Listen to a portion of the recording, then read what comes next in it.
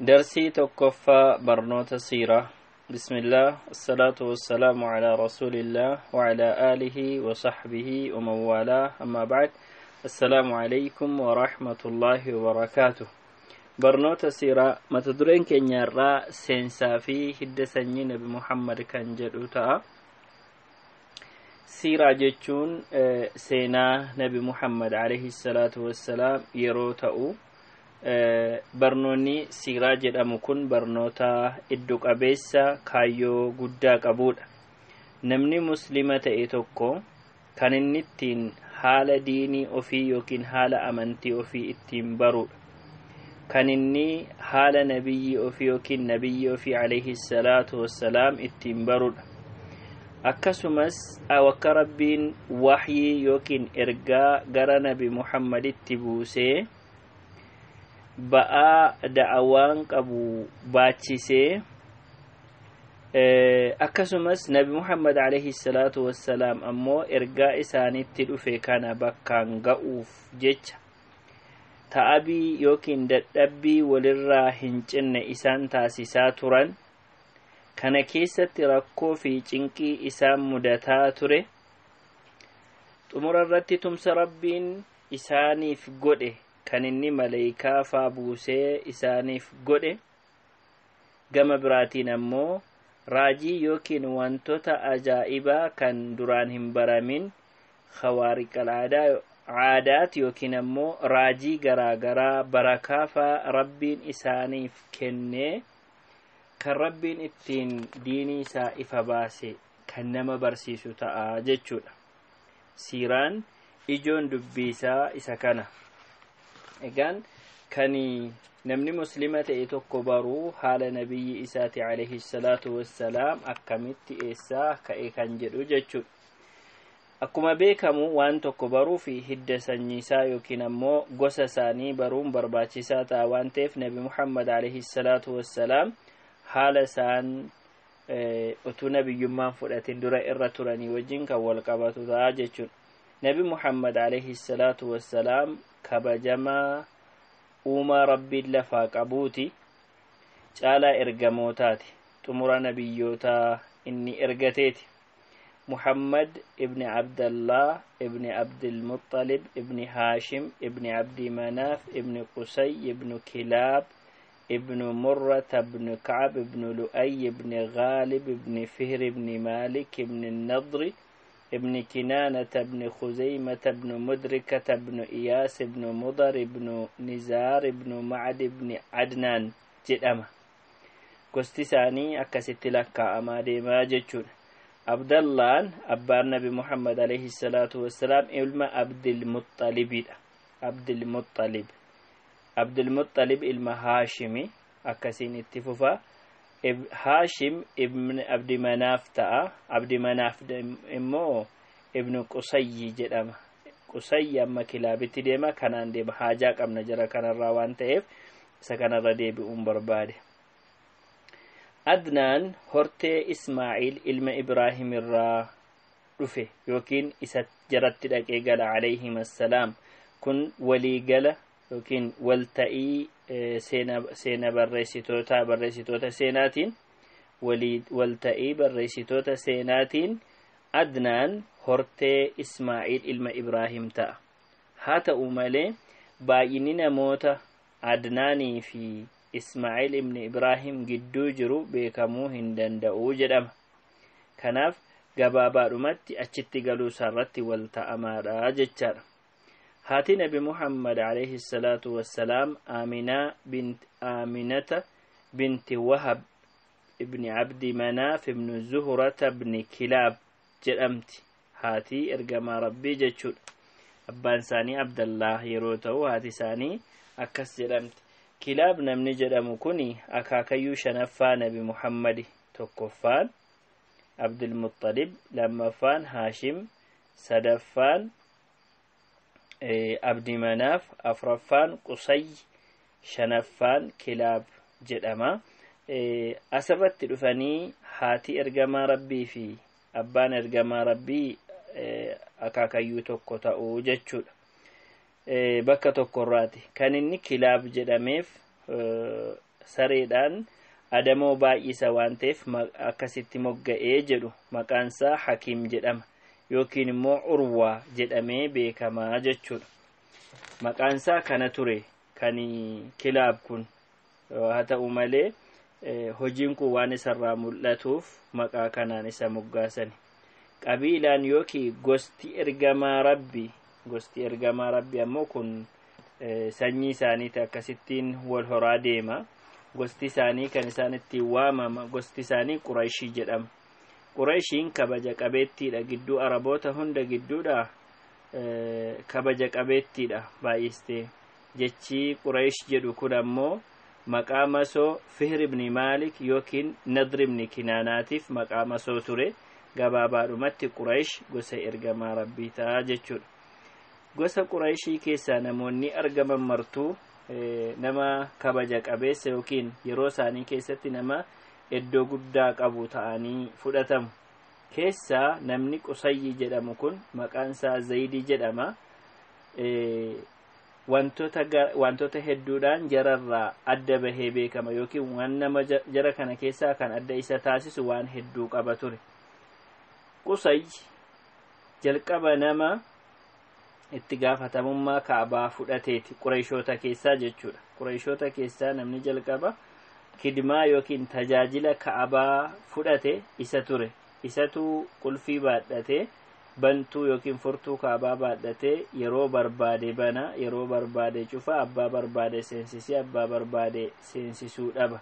Kanaafuu kun waan namoota biraarraa adda isa taasisudha nama Qusayyi jedhamu kan. Inni lammaffaanii Qurayshooti duraan warri Quraysh jedhamtu kun horteen kun naannoo haramaarraa yookiin naannoo makkaarraa achi fagoo jiraatu ture, faffaca'anii jiraatu ture.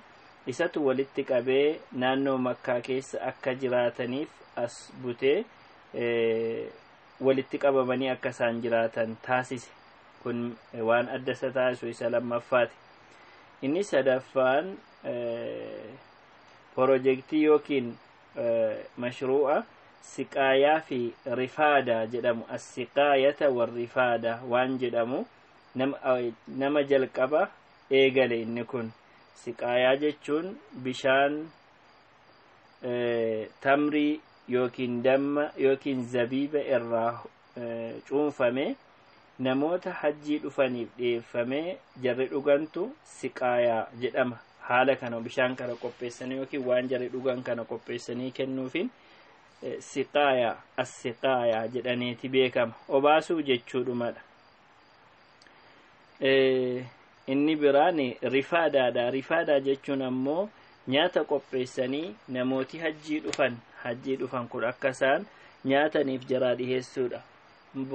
Pirojektii kana yookiin sagantaa kana qopheessee kan ittiin beekame Qusayyi ture jechuudha. Inni kun isa sadaffaati.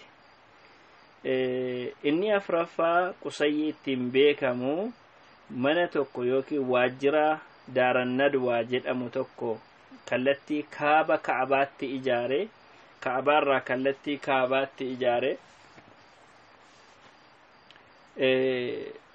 achitti akka jarri dhimma jireenya isaanii dhimma hawaasummaa geggeessan bakka godhe.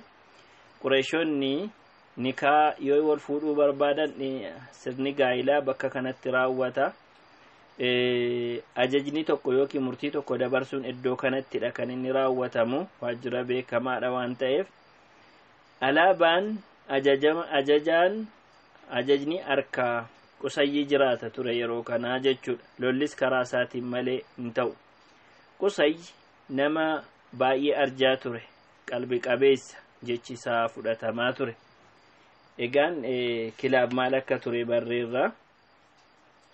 Maaliif gatii gosti isaaniitiif gosti abbaa isaaniitiif haadha isaanii waan kilaab irratti walitti bu'uuf maalummaa kilaab barre. Achii booda Qurayshii barre. Qurayshiin ammoo achi keessatti wantoota argaman usratahu maatii ergamaa rabbiiti. Maatiin ergamaa rabbii Haashimiyyaa jechuudhaan beekamu. Haashimiyyaa wanti jedhameef abbaa isaanii lammaffaa Haashim jedhamuun jedhamurraa mogga'e. abbaa isaanii lammaffaa jechuun Abdallah ibni Abdul Muttalib akaakayyuu jechuun danda'ama. ibni Abdul Muttalib ibni Haashim ture. Abdallaan abbaa isaaniiti, Abdul Muttalib akaakayyuudha, Haashim akaakayyuu lammaffaa jechuudha. akaakayyuu lammaffaa kanaan mogga'eetu Haashimiyyaa jedhamti ture gosti isaanii. Haashim kun muudama Qusayyi qabu irraa dhaalee ture, isa nama obaasanii fi akkasumas nama nyaachisan kana irraa dhaalee ture. san booda obboleessa isaa Muxxalibiin dhaalchise. Muxxalib Abdul Muxxalib miti, Muxxalibiin dhaalchise. Achii booda ilmaan Haashimitti deebi'e. Muxxalib eegaa darbee booda immoo ilmaan Haashim dhaalchise jechuudha. Kana jechuun maal inni hojii nama nyaachisuu fi nama obaasuu kana gaafa Haashim eegaa Qusayyi irraa dhaalee booda itti waan sana tajaajila kennaa ture. san booda obboleessa isaa Muxxalibtu itti darbe. obboleessa isaa Muxxalib booda ammoo ilmaan Haashimtu itti deebi'ee fudhatee jechuudha. haala kanatti ture hanga gaafa Islimnaan dhufee iddoo qabsiisutti jechuudha. Haashim kun nama guddaa, nama kabaja qabeessa yeroo isaa sana keessatti. Haashim kan jedhameef isatu biddeena caccabsee foon itti makee caccabsaa godheeti ummata nyaachisa ture. kanaaf Haashim jedhamee mogga'ee jedhama. maqaan isaanii sirriin Amri jedhama ture. inni immoo kan warra kaan irraa adda isa taasisu sirna daldalaa yeroo lama gara daldalaatti biyya lamatti akka daldalli bobba'u kan karaa godhe yookiin kan eegale isa ture. daldala yeroo gannaa gara Yamanitti deemanii daldaluu fi yeroo bonaa kallattii Shaamitti deemanii daldaluu isatu karaa godhe yookiin isatu eegale ture jedhama. kan ittiin beekamunni caalaa warra Baxxaa jedhameeti beekama ture jechuudha. egaan inni kun eenyudha? Haashimi. Haashim kun seenaa xiqqoo qaba, seenaa dabalataa as gadi dhufaa jira gara Nabi Muhammaditti alayhi salaatu wassalaam akkaataan qorannochaa. Haashim yeroo ta'e tokko utuu daldalaaf gara Shaam deemaa jiru karaa Madiinaa irra darbuu dhaqeeti. Madiina keessa qaxxaamuree Shaam deemuudhaaf osoo deemaa jiru intala yookiin dubartii Salmaa binti Amri jedhamtu hortee Adiyy ibn An-Najjaar keessa fuudhee ture. ishee bira xiqqoo jiraatee san booda gara Shaamitti qajeele. gaafa inni gara Shaam deemu Salmaa binti Amri kun ulfa turte. Haashim kun ammoo biyya Filistiin bakka Gaza jedhamtutti du'e. sana booda Salmaa binti Amri kun ilma tokko deesse. isheen Madiinatti hafteetti biraa Madiinatti ilma tokko deesse Haashim kanarraa. maqaa isaa Sheeybaa jettee moggaaste. sababiin isaatis mataa isaatu arrii qaba ture jedhama. namni Sheeybaa jedhamu kun kan Haashim irraa dhalate kan Salmaan deesse jechuudha. kan Salmaa binti Amri deesse kun wasiillan isaa Madiinaan jiran gidduutti guddate. eessumman isaa Madiinaan jiran gidduutti guddate. yeroo kana keessa wasiilli nama kana wasiilli Sheeybaa jechuudha. wasiilli Sheeybaa jechuun obboleessi Haashim hin barre ture. inni Makkaan jiraata wasiilichi kun. eenyudha? Muxxalib jechuudha. gaafa mucaan Sheeybaa jedhamu kun waggaa 7 yookiin 8 gahu Muxxalib bare akka Haashim mucaa Sheeybaa jedhamu tokko Madiinaa qabu bare. san booda deemee fidatee dhufe. wajjiniin uddeellatee gaafa inni fidatee dhufu namoonni Makkatti argaman kan Sheeybaa kana Muxxalibii wajjin argan garba isaa se'anii turanii jedhama. waan garba isaa se'aniif Abdul Muxxalib jedhanii moggaasan. san booda akaakayyuun Nabi Muhammad alayhi salaatu wassalaam Sheeybaan Abdul Muxxalib jechuudhaan beekame. Muxxalib wasiila isaati. isaan immoo Abdul Muxxalib jedhanii ittiin moggaasan. egaan amma gara akaakayyuutti gadhumne Abdullah ibn Abdul Muttalib jechuudha. Abdul Muttalib kun nama bareedaa ture, yaani Shaybaan jechuudha. Baay'ee bareedaa, kabaja qaba. Qurayshota keessaa sadarkaa guddaati isaa kennamee jira. Daldala warra Qurayshii kana isatu hoggana. Waan inni jedhu ni dhagahama. Baay'ee arjaa ture. Abbaa dhangalaasaa jedhaniiti kan moggaasan yookiin ammoo kan waa hundumaa kennu jechuudha. Yeroo miskiinota sirriitti nyaachisa ture. Lafa dirreetti yookiin lafa walqixa dhiibuu keessatti jechaadha. Yookiin dachaasa jedhamu keessatti namoota nyaachisa. Maaddii isaa diriirsee nyaachisa. Isa nama nyaachisu jedhameeti beekama. Muxaminnaas namicha namaaf nyaata kennu jedhamee beekama. Nama qofa miti, gaara irratti ammoo allaattiiwwan simbirroota kan nyaachisuudhaan beekamu ture. Kana qofa osoo hin taane Abdul Muttalib kan inni ittiin beekame biirii Zamzam, bishaan boolla Zamzamaa qotuu Rabbiin carraasaa kenneef. Kanas jalqaba irratti warri Jurhum jedhaman Arabootii Yaman irraa dhufan kan Jurhum jedhaman gaafa achirraa ari'amanii bahuuf ka'an cufanii turani bishaan boolla Zamzama jedhamu jechuudha. Cufanii gaafa deeman sanbooda iddoon isaa wallaalamee ture. Egaan Abdul Muttalib kun ammoo carraa bishaan kana qotuu kan argate abjuudhaan itti mul'ifame. Iddoo akkasii jedhamee itti himamee jechuudha. Sana booda bakka sana qotee bishaan kana argate bishaanicha kan baase Abdul Muttalib jedhama jechaadha. Abdul Muttalib kanneen biraa kan inni ittiin beekamu isa kanaa jechaadha. Bara Abdul Muttalib biyya bulchaa ture yookiin biyya isaa keessatti itti gaafatamaa ture kana keessa taateewwan haarawaa kan ta'an Haadisatul Fiil yookiin immoo lola warra harbaa kan jedhamutu bara san keessa argamee ture. Kunis namichi Abrahatal Ashram jedhamu biyya Yamanirraa waraana 60,000 fudhatee, sunis warra habashoota faa of keessaa qaba, arba fudhatee Ka'abaa diiguudhaaf qajeelee ture Yamanirraa ka'ee. Sababni isaa waan baay'ee taasama, walaakin Ka'abaa diiguudhaaf ka'ee harba isaa fudhatee deemaa ture. Gaafa inni deemee dhaqee bakka Waadii Muhassar jedhamtu Muzdalifaa fi Mina gidduutti argamtu ga'ee waraana isaa Ka'abaatti duulchisuuf qophaa'u Rabbiin allaattii yookiin shimbirroota xayran abaabiil jedhamtu itti ergee dhagaa ibidda jahannamaarraa fuudhanii kan itti darbatan godhanii jara fixan. Taateen kun bara isaa keessa argame. Yeroon taateen kun itti argame kun Nabi Muhammad alayhi salaatu wassalaam otuun dhalatin dura naannoo ji'a lamaa ta'aa jedhama. Haala kanaan barrii Abdul Muttalib gara xumuraattas dhufee jechuudha. Abbaan Nabi Muhammad alayhi salaatu wassalaam Abdallaan ammoo nama baay'ee bareedaa ture ilmaan Abdul Muttalib keessaa. Keessumatti nama baay'ee of eegu Abdul Muttalib biratti baay'ee jaallatamaa ture.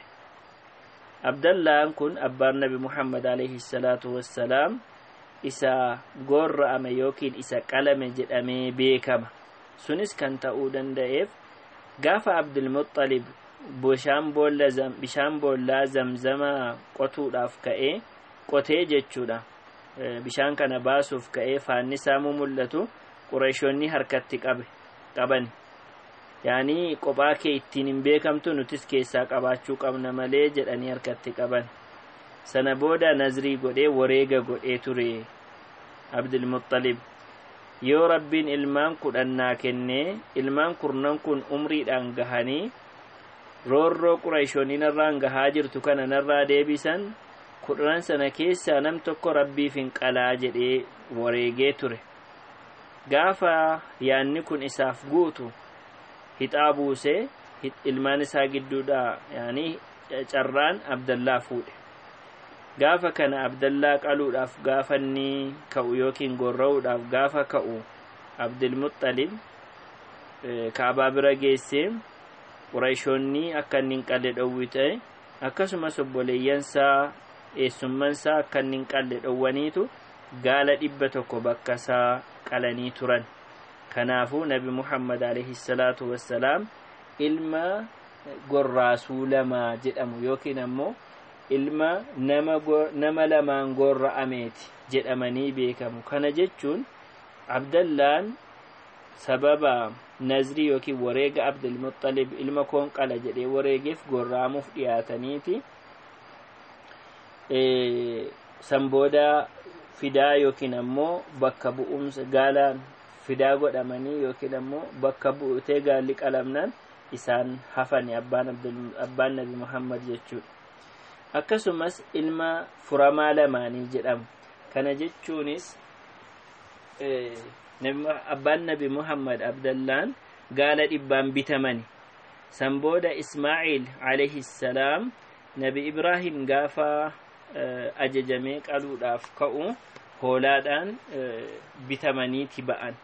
kanaaf abbaan nabi muhammad yookiin ammoo abbaan nabi muhammad abdallaa fi ismaa'iil qalamuuf turan akkasumas wareegama isaanii ta'anii bakka isaanii bu'anii kan furamanii bahan kana jedhamanii beekamu jechuudha. jechichi ibnu dhabihayn wabnul mufdiyayn jedhameeti beekama. lamaan isaanii kan qalaman kan bitaman jechuudha, kan bakka isaanii bu'ee bahee jechuudha.